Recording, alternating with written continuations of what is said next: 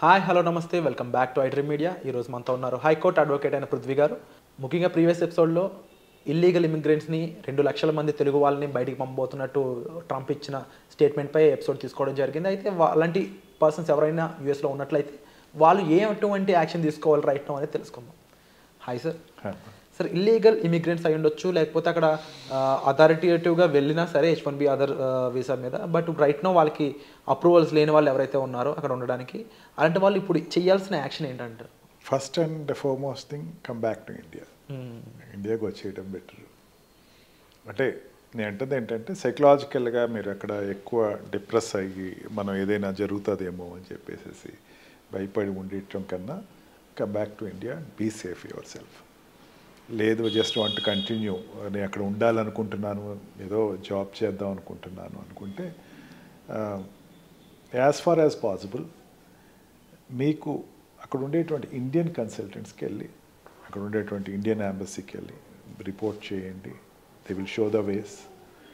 And ఎక్కువగా మీరు ఈ మనీ సోర్సెస్ ఎక్కువ ఉండేటువంటి జాబ్స్కి వెళ్ళే కన్నా, అంటే ఇదొక సంధికాలం అనుకుందాం. ట్రంప్ ఏదైనా డిసిషన్ తీసుకున్నారంటే లాస్ట్ టైం కూడా ఇటువంటి డిసిషన్ ఫస్ట్ 2-3 ఇయర్స్ వరకు ఉంది, తర్వాత రిలాక్సేషన్ వచ్చింది.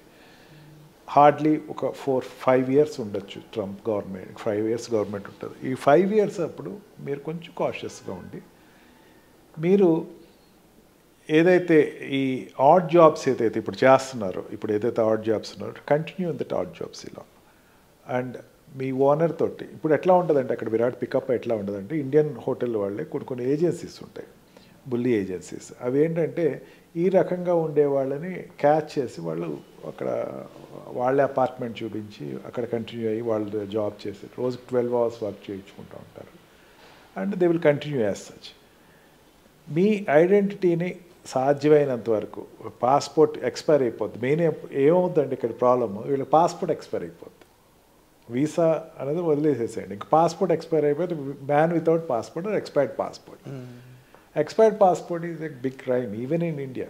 ఇండియాలో కూడా అదే చిన్నగా కాదు, ఎక్స్పైర్ అయిపోద్ది. కాబట్టి ఇక దాని గురించి ఇంకా మీరు ఎక్కువ అదుర్ది పడకుండా 4 ఇయర్స్ వరకు ట్రై టు బీ అనే లో ప్రొఫైల్ థింగ్స్. డ్రంక్ అండ్ డ్రైవ్లోకి వెళ్ళకండి, అండ్ పబ్స్లోకి వెళ్ళి పోలీస్ కోప్కి దొరకండి. అండ్ సాధ్యమైనంత వరకు ఎలూఫ్ టు ద పబ్లిక్ ఉండండి. అండ్ ఈ అకేషన్స్లోను వీటిల్లోనూ కొంచెం దూరంగా ఉండటానికి ట్రై చేయండి. స్టూడెంట్స్ ఓవర్ స్టే ఉన్న వాళ్ళైతే, ఎవరైతే వాళ్ళకి ఇచ్చినటువంటి పీరియడ్ ఏదైతే ఉందో 2 ఇయర్స్ పీరియడ్ అయిపోయి తర్వాత ఇంకా 6 మంత్స్ పీరియడ్ కూడా అయిపోయి ఇంకా జాబ్ లేదు అనుకునేసరికి don't be manic. Okay, try to కొంచెం వెయిట్ చేయండి, పేషెంట్గా ఉండండి. అండ్ ఏ చిన్న జాబ్ దొరికినా సరే జాయిన్ అయిపోండి. పెద్ద పెద్ద జాబ్ ట్యూటర్స్ ఉంటాయి విరాట్, అక్కడ ట్యూటర్ జాబ్స్ ఉంటాయి, హోమ్ ట్యూటర్స్ ఉంటాయి, లేకపోతే ఇండియన్స్ ఏదైతే మనం రెగ్యులర్గా ఇది ఆర్డినరీ జాబ్ అనుకుంటున్నామో అక్కడ లగ్జరీ జాబ్స్ అవన్నీ కూడా. ఈ ట్యూటర్ జాబ్స్లో జాయిన్ అవటం కానీ, చిన్న చిన్న కిండర్ గార్డెన్స్లో జాయిన్ అవటం కానీ, అండ్ నాన్ సర్టిఫైడ్ స్కూల్స్లో జాయిన్ అవటం కానీ, లేదా ఈ గ్యాస్ స్టేషన్స్లో జాయిన్ అవటం కానీ, కొంచెం సిటీకి దూరంగా ఉండే జాబ్స్. అంటే అగ్రికల్చర్ ఏరియాస్ ఎక్కువ జోన్స్ ఉంటాయి, ఆ ఏరియాలో అగ్రికల్చర్ టౌన్స్ అంటారు అట్లనే. ఆ టౌన్స్లో కూడా పెద్దంత ఇన్స్పెక్షన్స్ ఏం జరగవు. సాధ్యమైనంత వరకు ఏంటంటే అక్కడ మీకు ఏదైనా ఇటువంటి అగ్రికల్చర్ టౌన్స్లో ఉండటం, అక్కడ మీరు సెక్యూర్డ్గా ఉండటం. ముందు ఏంటంటే మీరు అక్కడ పరాయి దేశంలో ఉన్నారు, అభద్రతా భావంలో ఉన్నారన్నది గుర్తుపెట్టుకుని ఎక్కువ కాంట్రవర్సీలోకి వెళ్ళకండి. అసలు మెయిన్ కాంట్రవర్సీలోకి వెళ్ళకండి. ఏమాత్రం మీరు పోలీస్ మిమ్మల్ని క్యాచ్ చేసినా, ఏమాత్రం పోలీస్ మిమ్మల్ని టచ్ చేసినా your career will be end. Not to India. ఇండియాకు వస్తారని కాదు, అక్కడ మీరు పట్టుకుంటే జైలుకి వెళ్ళిపోతారు. ఒక 6 నెలలు మీరు జైలు, ఫస్ట్ 6 మంత్స్ మినిమం ఉంటుంది, తర్వాత కంటిన్యూషన్ మీ వాళ్ళే వచ్చి సర్చ్. There is relationship. ఇప్పుడు ట్రంప్ చెప్పినంత మాత్రాన అక్కడ ఏదో ఈ ఇమైగ్రెంట్స్, ఇల్లీగల్ ఇమైగ్రెంట్స్ గురించి ఏదో అదుర్ది పడాలని లేదు. అక్కడ ఇండియన్ ఫస్ట్ ఏమవుతారంటే ఇంతమంది ఇమైగ్రెంట్స్ ఉన్నారు, ఈ ఇమైగ్రెంట్స్ని ఏం చేద్దాము అని ఫస్ట్ బైలాటరల్ రిలేషన్స్ నడుస్తాయి. అంటే కంట్రీ టు కంట్రీ రిలేషన్స్ నడుస్తాయి. దాని మీద గవర్నమెంట్ ఆఫ్ ఇండియా కూడా ఒక సరే ఇంతమంది ఉన్నారు కదా, దాంట్లో మీరు టెక్నికల్ వాళ్ళని కాస్త పక్కన పెట్టేసుకోండి, వాళ్ళకి ఏదో జాబ్ ఇప్పించండి, వాళ్ళు ఏదో జాబ్ చేసుకుంటారు. నాట్ డిమాండెడ్ జాబ్స్ ఉండవు, అండ్ లో ఇన్కమ్ జాబ్స్ ఉంటాయి కదా, టెక్నికల్ జాబ్స్, డేటాబేస్డ్ అవన్నీ ముందు ఇవ్వండి అని అడుగుతూ ఉంటారు. బయలాటరల్ రిలేషన్స్ నడుస్తాయి. ఇండియా ఏదో అనాథలో వదిలేస్తుందని కాదు, wait for the call of the country.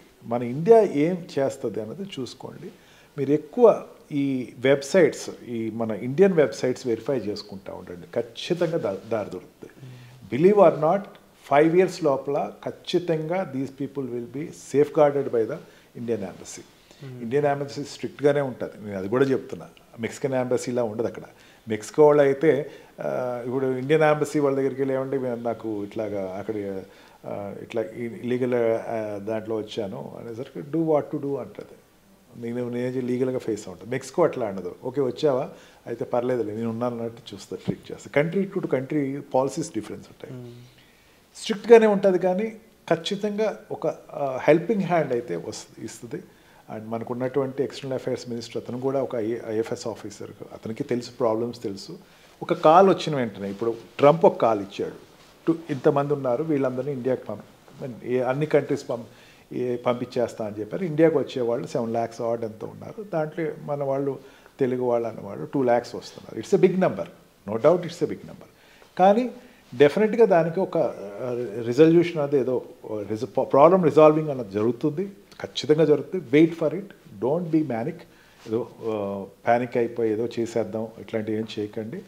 And don't further go to the illegal objects. ఇల్లీగల్గా మీరు ఫర్దర్గా ఇల్లీగల్కి ఆపరేషన్స్కి వెళ్ళకండి. మీరు ఉండేటువంటి ఇన్సెక్యూర్ జోన్స్ ఉన్నాయి, చాలా ఇన్సెక్యూర్ జోన్స్ ఉంటాయి ఇక్కడ. ఆ ఇన్సెక్యూర్ జోన్స్లోకి వెళ్ళకండి, మీరు చాలా సేఫ్ గార్డ్గా ఉండండి. అండ్ డోంట్ ట్రై టు ఎవరికో లంచాలు ఇచ్చేసేసి ఏదో చేద్దాము, మీరు దాచుకున్నదంతా ఎవరికో ఖర్చు పెట్టేద్దాం అని మాత్రం ఎట్టి పరిస్థితిలో చేయకండి. No agency can save you, only the government alone can save you. Government ఒక్కటే మిమ్మల్ని సేవ్ చేస్తుంది. అందుకని గవర్నమెంట్ కాల్ చూడండి.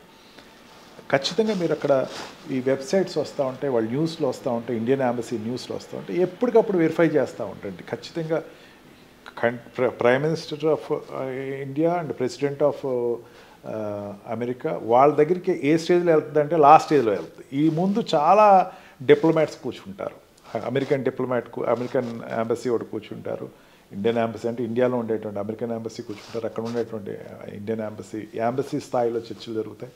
అయిపోయిన తర్వాత సెక్రటరీ స్థాయిలో చర్చలు జరుగుతాయి, ఆ తర్వాత మినిస్ట్రీ స్థాయిలో చర్చలు జరుగుతాయి. మినిస్ట్రీ స్థాయి చర్చలు మ్యాక్సిమం కంప్లీట్ అయిపోతాయి. అయిపోయిన తర్వాత ప్రైమ్ మినిస్టర్ అండ్ ప్రెసిడెంట్ ఇద్దరు కలిసి అనౌన్స్ చేస్తారు. లేకపోతే అంతకీ వర్స్ట్ అయితే వాళ్ళిద్దరు కూర్చొని చర్చించుకుంటారు. India, Trump is a friendly person to India. ఎటువంటి విపరీతమైన నష్టం అయితే జరగదు. ఇండియన్స్ కూడా అంత ఆదుర్ద పడిపోయి ఏదో ప్రమాద స్థాయిలో ఉంది, ప్రమాద హెచ్చరికను మీరేం తీసుకోవద్దు. But don't go for bribery activities and go for what we call illegal activities in future. ఎట్టి పరిస్థితిలో పోలీసులు దొరకండి. దయచేసి నేను మళ్ళీ అడుగుతున్నాను, పేరెంట్స్ చూస్తే పేరెంట్స్ మీ పిల్లలకు చెప్పండి, పిల్లలే నేరుగా చూస్తే మన ఛానల్ ఈ ప్రోగ్రామ్ చూస్తే మీరు బీ కాషియస్, ప్యానిక్ అవ్వద్దు. దయచేసి మీరు ఏదైనా ఉంటే కనుక మెయిన్ అక్కడ ఉండేటువంటి కన్సల్టెంట్స్ ఉంటారు, మన అడ్వకేట్ కన్సల్టెంట్స్ ఉంటారు, వాళ్ళ కాంటాక్ట్లో ఉండండి. ఎవరినో ఒకళ్ళు మీరు ఇమీడియట్గా చేయాల్సిన పని ఏంటంటే కన్సల్టెంట్స్ ఎవరెవరు ఉన్నారు అమెరికాలో ఉండి, ఇండియన్ అడ్వకేట్స్ ఉంటారు అక్కడ. ఇండియాలో ఇక్కడి నుంచి వెళ్ళి అక్కడికి వెళ్ళి లా ప్రాక్టీస్ చేస్తున్న అడ్వకేట్స్ ఉన్నారు. వాళ్ళు they are in hundreds and thousands in number. వాళ్ళ దగ్గర కాంటాక్ట్ నెంబర్స్ తీసుకోండి, వాళ్ళు టచ్లో ఉండండి, వాళ్ళు మాట్లాడండి, వాళ్ళు సొల్యూషన్ చెప్తారు. అందుకని don't be panic. Wonderful sir. So మీకు సార్ చెప్పిన విధంగా పాటించినట్లయితే మీరు కొంచెం సేవ్ అవడానికి చాలా స్కోప్ అనేది దొరుకుతుందండి. స్టిల్ మీకు దీని మీద ఒక అవగాహన కావాలి, ఒక హెల్ప్ కావాలని అనుకున్నట్లయితే వెంటనే డిస్ప్లే అవుతున్న నెంబర్స్ కాల్ చేసి మీరు డైరెక్ట్గా పృథ్వీ గారిని సంప్రదించవచ్చు. ఏమాత్రం లేట్ చేయొద్దు. ఉన్న సిచ్యువేషన్స్ అనేవి చాలా రిస్కీ అని చెప్పొచ్చు. సో ఇమీడియట్గా మీరు ఒక రైట్ ప్రొఫెషనల్ యొక్క హెల్ప్ అనేది తీసుకోండి. Thank you so much sir.